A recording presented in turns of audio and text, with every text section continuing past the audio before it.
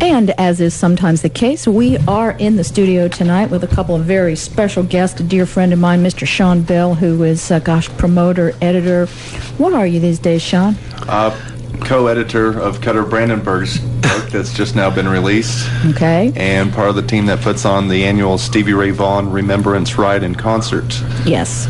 And we have an extremely special guest with us tonight, Mr. Cutter Brandenburg. Just call me Cutter. Cutter Brandenburg, Cutter. who is on the cover of Buddy Magazine because he has just written a 300-plus page book about the life of Stevie Ray Vaughan. And others. It wasn't just about Stevie. It was about all of us trying to figure out what it was we were going to do. Well. But it was a lot about Stevie. Stevie certainly, I met him when he was 15, and my whole world changed, and it still today has changed because of Stevie. He was such a unique young kid and a young artist, and Stevie is, he really, really was one of those people that just loved music and has influenced so many people by his own music and other people that he was influenced by. And Stevie's just a great guy. Just much more than just a guitar player. He was a great guy. Cutter, what inspired you to write this book?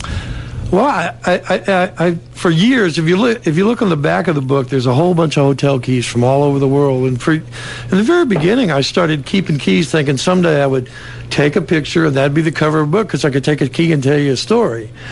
So I did get the keys on the book, but not on the cover. But all the way through my life of working with bands, I always thought that there was a story to tell about the struggle of getting there and who to trust and who not to trust, and the concept of show business versus it's a gig. I mean, still today I walk into clubs and I see bands, they pull up when I do. they're loading the equipment across from me and setting up their gear and smoking a cigarette and turning around and saying, hey, glad you guys are here tonight. And that's not what it is. It's show business. If you don't, you present it like it is show business, you're just another gig. You're just another act that's got a gig tonight. And this business, it's so much more than that. You've got to have the right people with you. You've got to have the right band with you. Those guys have got to believe in your music like you do. Your road crew does. Your lighting guys. The radio stations that get behind the band, they get behind them for a reason because they stand out. The record company, the promoters, everybody, it's all part of that ball of wax. And I think that this book kind of speaks to that. It speaks to what it is, the sacrifice that everybody has to make. And it's not just the artist. I mean, if it was only about talent, then a lot of people wouldn't even be out there, wouldn't it? Absolutely. So it's always all about so much more than that. And I think Stevie when I met him, he was 15, and he was so enthusiastic about getting there. I don't think he or any of us ever realized that it was going to take as long as it did, because Stevie was that good. I said in the book, he never got better. He just got better equipment. He was almost that good from day one. Wow. But his enthusiasm about the music and his respect for those cats that he listened to, Muddy Waters and Freddie King. I mean, I remember the night we met Freddie at Waco at the Abraxas Club, and Stevie, he was like a little kid on Christmas morning. I was really taken aback because Freddie King was pretty intimidating, as a big black man, and we're a bunch of little white boys and stuff, but Freddie King was the sweetest guy you'd ever meet. And, if you just had the opportunity to meet him and sit down and talk to him, what a sweetheart. And he loved Stevie. All those guys did. They all did. They all loved Stevie. And Stevie gave that back in the respect, and he was so humble about his talent. And I guess the book is probably 70% or more about Stevie and what we went through and this was a no overnight type thing. Stevie, we played some gigs that we would pass the hat, and I'd go, okay, we got $8. I got to have $5 for gas, y'all. Right. Because I had the van. How long did it take before he started? Well, he really started, when I got back with him, he had just finished Triple Threat, which was a thing with W.C. and Luann Barton, and they had left, and they had become Double Trouble. And Stevie called, I just got back from Andy Gibb, and Stevie said, see, I'm getting married tonight at the Rome Inn on break. And so I went to the Rome Inn that night, me and my wife, Peggy. And Stevie said, see, I think I'm ready. I think I know what I want to do. I just need your help. I've got some people that are going to financially back us in management.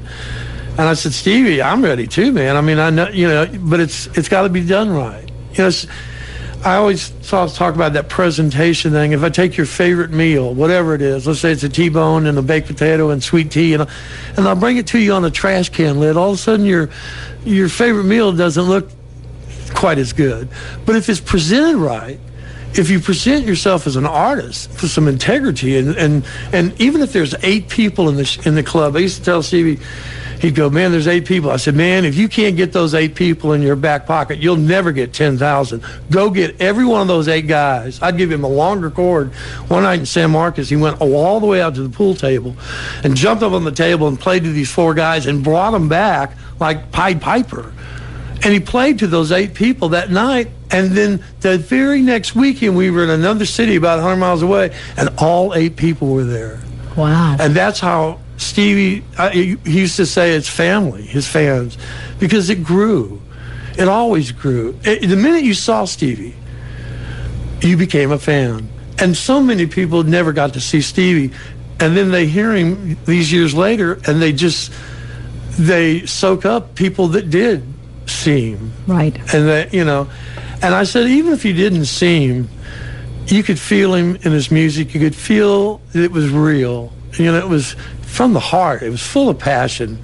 And you could just sit there and all of a sudden realize that your mouth is wide open, and has been for 10 minutes, And Stevie was just such a great person. And besides just being an artist, he was a great person. Tell us about his personality and what we don't know about him. Well, I said, I don't think that I've ever saw Stevie unhappy, but maybe 2 or 3 times. I mean, he was always smiling.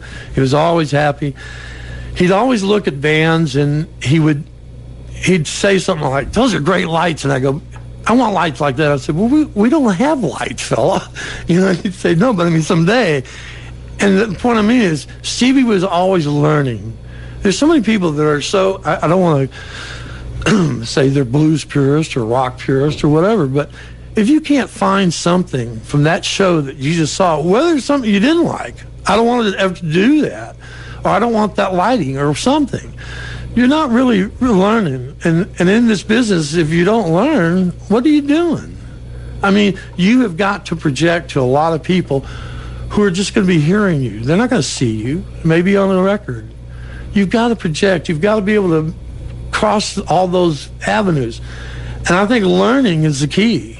Stevie learned all those licks. Jimmy used to yell at him about, you don't have to play them all. And Stevie would say, well, I'll play them so I know them. But, Stevie learned every lick he could. He used to drive me crazy. He'd set a needle on a song, and he'd play it, and then he'd play the lick, and then he'd set the needle and scratch it and play it. And I'd say, yeah, that's the lick. And finally I'd say, I never want to hear that lick again. I mean, you've driven me nuts with that lick. But he learned it.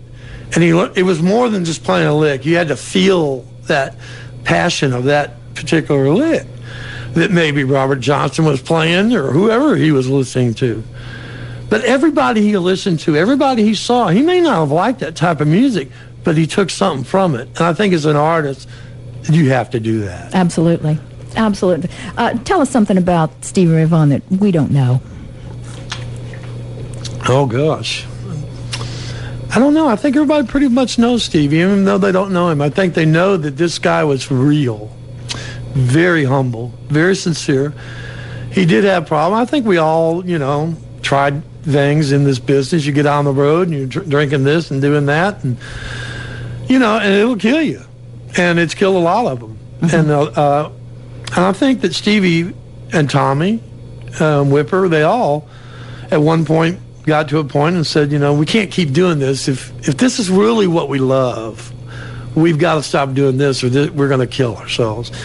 And I think Stevie's faith, which was very strong as a young kid in Oak Cliff, his parents were, I think his faith really came back to him and was a big part of Stevie's life. Wow. And his spiritual self, besides his faith,